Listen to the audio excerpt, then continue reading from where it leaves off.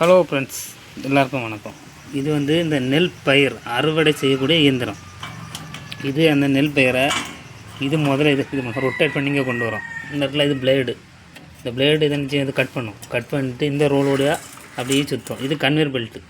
இந்த conveyor belt அப்படியே shift ஆகி அப்படியே இங்கே வரும். இது வந்து முதல் ரவுண்டு. இதில் மிஸ் ஆகுது நிறைய இங்கே வரும். இப்படி ரோலாக இங்கே வருமா. இது வந்து அரிப்பு. இது அரிக்கைக்கு அந்த நெல் அரித்து அப்படியே இங்கே ஷிஃப்டாக இங்கே வரும்.